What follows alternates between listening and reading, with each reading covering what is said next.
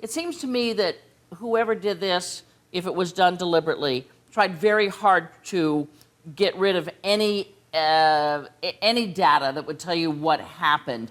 Is it possible to make those black boxes, those data recorders, not work if we were to find them? Well, it is possible Is it? to make them not work. And a knowledgeable crew could interrupt the electrical power to the circuitry and cause the box to stop. They would have to know the location of that circuit breaker.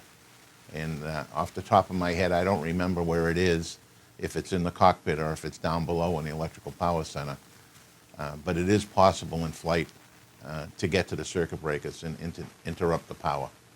And how long, what is the time span for finding those? Well, if it's in the water, if it's in the ocean, Right. the signaling device that's located on the unit has about a 30-day battery. So it's going to ping, and I hate to use that word because it's been so misused Right. recently, but it emits a sound that can be heard quite a distance in the water, but it only lasts for about 30 days.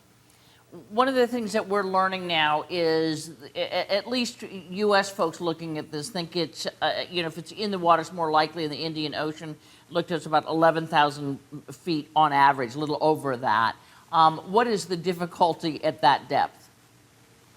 Well, it is quite difficult, but it's not impossible. We have done many recoveries in deep water, the U.S. and others. And look at Air France out in the middle of the Atlantic. So when the wreckage is located, the box will be recovered.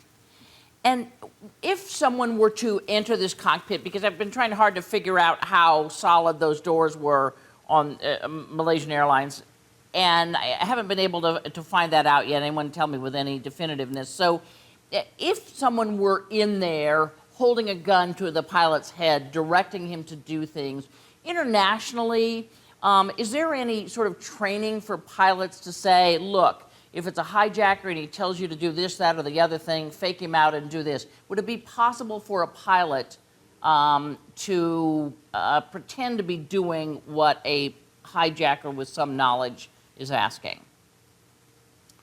Well, if the hijacker can understand navigation, it makes it difficult for the Yeah. pilot to go someplace else. All bets are off. There's all sorts of possibilities that could happen in that scenario. Yeah, there certainly are. When you look at this, Malaysian government has now concluded that this was a deliberate act, that these were deliberate things that maybe only could have been done by someone who understood this plane, which would be the folks in the cockpit. When you look at the things that have come in now, the things that we think we know for sure, where do you see would be your first avenue of investigation? Well, in any investigation that we conduct in the United States and in the West, countries that are familiar with accident investigations, everything that we've talked about today, that you've mentioned today, would be happening on day one or day 1.5. They would be running in parallel to one another. The police investigation would have been looking at the pilots, would have been looking at their financial records, and meanwhile, the accident investigators would be using their expertise to look at the airplane and try to locate it.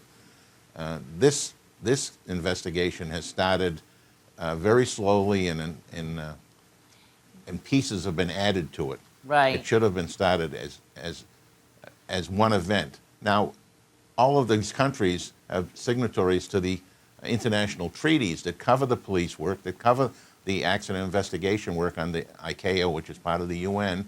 I mean, these things, this is not new. These procedures have been around for a long time. So it's a little disheartening and tragic that it has taken so long for this investigative process to finally get to today, which is where we would be in day one or day 1.5 anywhere else. John Goglia, thank you so much for your expertise on this matter.